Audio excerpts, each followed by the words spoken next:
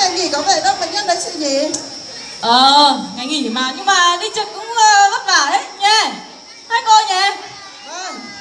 Chúc hai cô buổi trực tốt lành nhiều bệnh nhân nhé. Không sao đâu chị ạ. Đâu cần thanh niên có, đâu có thanh niên. Cùng em đi chị nhé. Chào hai em nhé. Không có. Em chào chị đến lâu chưa?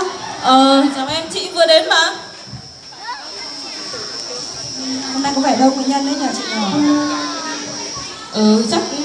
Chắc là cầu mong là ít. Mà sang tuần là cơ quan mình có tổ chức tuyên truyền đổi mới phong cách thái độ phục vụ của cán bộ y tế trong hướng tới sự hài lòng của người bệnh nữa. Mà đi trực tần suất này em còn chưa có thời gian để tìm hiểu đây. Thì chị cũng khác gì em đâu, đi trực suốt ngày. Nhưng mà đơn giản mà chị thuộc hết rồi. Ôi chị chỉ cho em vài đường đi. Thế á, phải chỉ á? Vâng phải chứ. Ôi giời, có cái gì đâu, đơn giản.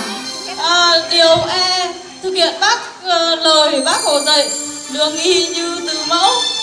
Thực hiện khẩu hiệu, bệnh nhân đến đón tiếp niềm nở, bệnh nhân ở chăm sóc tận tình, bệnh nhân về dặn dò chu đáo. Đấy, chỉ có thuộc thế thôi. Đúng là chị của em có hát. Nhưng mà này, thuộc như thế phải làm theo đúng như thế đấy nhá. Ôi giời, lý thuyết hết. Theo chị nghĩ ấy, cứ có chuyên môn giỏi ấy thì giải quyết hết được tất cả các vấn đề. Còn cái mặt lý thuyết đấy chỉ là lý thuyết thôi. Thực tế mình có thực hiện cái lý thuyết đâu. Em tôi cũng phải. Chị này, chỉ được cái bảo thủ thôi. Thì chuyên môn là quan trọng, nhưng mà chuyên môn rồi thì có phải có ý đức nữa chị ạ. Không lắm lúc còn ảnh hưởng đến hình ảnh của người thầy thuốc, còn ảnh hưởng đến cả bệnh nhân nữa đấy chị ạ. Này, em tôi dạo này có vẻ có mưu nhỉ. Định nên làm trưởng khoa sản à? Chị này, em làm gì có mưu gì. Mình là người thầy thuốc mà, mình phải mẫu mực chứ, mình phải nhẹ nhàng với nhân chứ.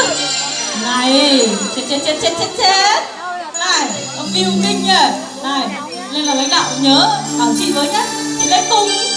Em chẳng có mưu gì đâu. Em chỉ mong sao được như mấy chị ở Hoa Bình ấy, vừa nhẹ nhàng, tình cảm, giao tiếp với đồng nghiệp, với bệnh nhân đều rất là nhẹ nhàng. Còn chị ấy, được cái nhiệt tình thật đấy. Nhưng mà mặt nặng không có, không nói năng thì lúc nào mà cáu gắt. Chị mà không đổi đi nhá là bệnh nhân chê, em chê và ối chỏng cái đấy đấy. Ế á? Mặt mình ế không nhỉ? Xinh mà, làm sao ế được? Có em mẹ suốt ngày. Nhưng bà cụ non đấy thì á, kìa, nó chạy luôn đấy, làm gì ai cần. Phới này người ta chưa cần mà. Thôi em chẳng đôi co với chị đấy, tí nữa đừng mình thêm. Em đi làm đây. Tôi đi làm phấn đấu nhá. Giờ thời buổi gì không biết. Một tuần có 7 ngày thì 5 ngày ở cái bệnh viện này, buồn quá. Thế thanh xuân để đâu cho hết. Mặt nám hết cái đi này. Chết. Ế chổng cái giờ ra chết. Y biết gì chết. Nhưng mà cũng vui, làm y vui. Nhìn thấy thằng bé khóc là hay. Phải selfie cái cũng được. Ôi, Bây giờ phải hỏi mới được. thôi. Thôi, tháng này coi như là không có lương. Chết rồi. Trời ơi. Này, Mà cô ơi, anh có biết gọi à? tôi gọi cô từ nãy đến giờ rồi. Mà Tôi, cô ơi, có nào? Có cho việc người gì? đi Mà anh có đây làm đẻ vào gì? đây à? Gì? Cho người đi đẻ vào đây à? Thế, anh không thấy chữ phòng để đây, không để với đây thì anh định dẫn vợ anh vào phòng tắm hơi để à? Thế cho vợ tôi ở đây hay là ở đâu? Đâu, vợ anh đâu? Vợ, chết à? Sổ đi. Xong. Thôi, đừng ơi, anh đi đi. Ôi, mẹ ơi, cố lên, có mấy bước nữa là tới nơi rồi. Ông có đẻ đâu mà ông biết. Kêu ít thôi.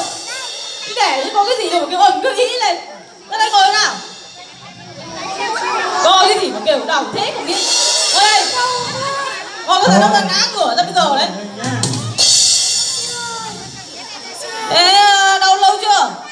Đâu từ sáng ạ. Tại cái lá chồng nhà tôi nó cứ cố thêm động cua lên làm sao khổ đến đây đây. Thế à? Thế ở dưới ra nước này ra máu gì chưa? Chưa ạ. Thật không? Chưa thì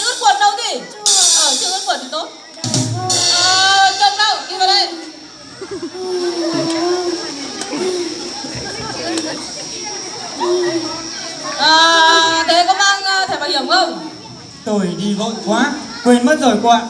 Rồi, có cái thẻ quan trọng nhất khi đi bệnh viện lại quên.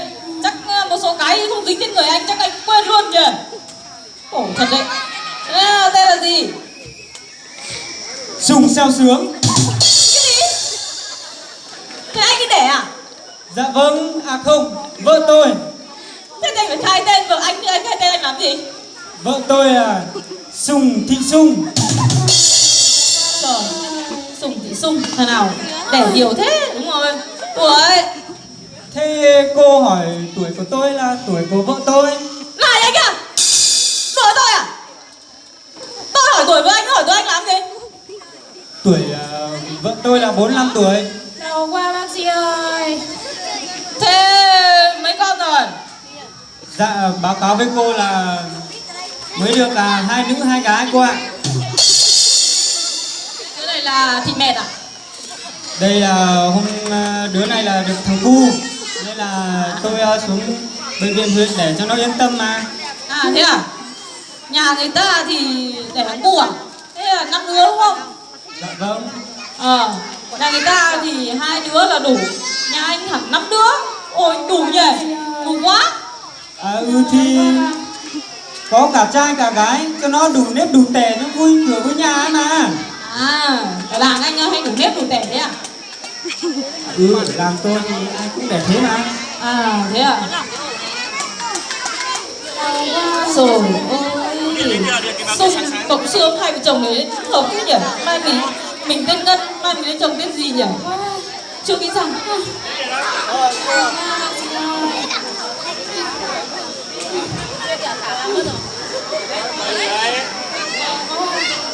Bốn 45, 41 tuổi. Chị ơi, đau quá.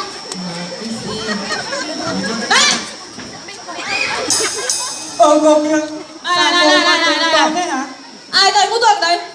Anh không nhìn thấy cái biển cấm hút thuốc kìa? Ở kia ấy, tôi thấy biển cấm hút thuốc lá chứ. Có thấy cấm hút thuốc lào đâu. Tôi không cần biết anh nghĩ cái gì, nhưng mà đã vào bệnh viện nên là cấm hết tất cả các loại thuốc. Còn anh muốn hút đi, anh về nhà anh hút đi. Ui giời ơi, có mỗi cái thuốc thôi mà không cho hút. Đau quá bác sĩ ơi. Mới sáng ra đó mình cũng là tháo cô hồn, điện thoại hỏng bao giờ hết. Ôi ơi, bay đi. Thế cô là bác sĩ trực ở đây à? Không, tôi là nữ học sinh, mà anh hỏi làm gì? Tôi hỏi làm gì? Đấy là việc của tôi. Thế ai khám cho vợ tôi? Thế anh không thấy tôi ngồi đây à? Tôi khám cho vợ anh là điều đương nhiên, thế không phải hỏi. Tôi yêu cầu phải có bác sĩ khám cơ. Ở dưới Hà Nội kia, muốn có bác sĩ khám là phải có bác sĩ khám. Muốn có giáo sư khám thì có giáo sư khám nhá. Này, thế thì anh đưa vợ anh về Hà Nội để đi, xem có giáo sư khám cho không? Này, cô làm việc kiểu gì đấy hả? Thôi, không để ở đây nữa, về trạm để thôi. Nhưng mà trước khi về tôi phải gặp lãnh đạo của cô đã. Trời ơi, ông cứ vặt vẹo bác sĩ làm gì? Thôi, mẹ nó cứ ngồi đây. Ai khám mà Tôi chẳng được. giải quyết cho. Đau quá bác sĩ ơi. Đau quá. Em chào anh chị ạ. Chị ơi, chị khám cho chị chưa? Có cho khám đâu mà khám. Không sao vậy ạ? Yêu cầu cao, phải có bác sĩ khám vào đó để. Chào chị ạ. Vâng, em chào anh ạ. Dạ vâng. Báo cáo với cô là vợ tôi nó đau từ sáng nay. Thế là 4 đứa trước là con gái, nên là tôi cho nó để trên trạm. Nay có được thằng cu nên là tôi cho vợ tôi xuống huyện để yên tâm. Đấy, thế mà tôi gặp với cô này, mặt mũi thì nhăn nhó, ăn nói thì cáu gắt. Bác sĩ ơi.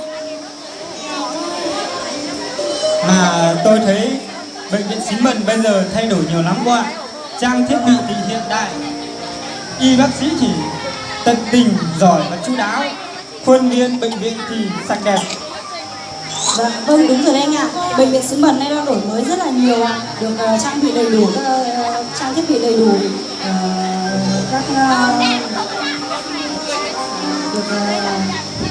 được cung cấp đầy đủ các trang thiết bị y tế hiện đại nhất để phục vụ cho bà con được khám và chữa bệnh một cách tốt nhất. Ngoài ra anh cũng thấy đấy ạ, từ buồng bệnh, khoa phòng, rồi hành lang, rồi khuôn viên ở đây một cảm giác thân thiện và thoải mái nhất.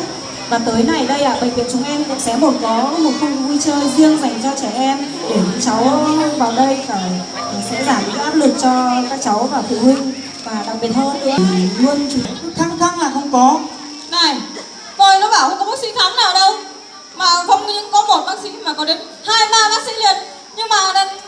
chị. Vâng, thế này anh ạ, chắc là do chúng em chưa giải thích với anh. Lát nữa bác sĩ sẽ đến khám cho vợ anh, để bác sĩ sẽ là những người xử lý những cái tình huống mà ngoài cái khả năng của nữ hộ sinh chúng em. Còn trong phòng đẻ thì nữ hộ sinh chuyên môn rất là tốt ạ, nên là anh chị cứ yên tâm ạ. Đấy, phải giải thích những cô xinh đẹp này. May ra tôi còn cho vợ tôi nó đẻ ở đây nhỉ. Vâng, nó nhỉ anh ạ. Mà anh ơi, thiết yếu là ở nơi công cộng như bệnh viện này, trường học, nơi đông người đâu nhá. Mà cái ở nhà thì anh cũng nên hạn chế hút nha. Vâng, cô nói thì tôi mới biết chứ ở làng của bản tôi ai thích hút cái gì thì hút, có làm sao đâu. Vâng anh ạ, hút thuốc lá, thuốc lào không chỉ ảnh hưởng đến sức khỏe của bản thân anh, mà những người xung quanh anh, như vợ anh, con anh, khi hút thuốc lá, khi hít phải khói thuốc lá thụ động sẽ rất là ảnh hưởng đến sức. Ăn nói cứ hạch sách, làm cho làm gì? Ôi, bà nó cứ ngồi xuống đây đi. Mà đây, mình có con gà đấy, mình kêu bác sĩ nhá. Vâng. Chị khai thác đủ thông tin chưa? Xong rồi đây, rồi đây, mình ăn đây. Ôi, đi khám đi.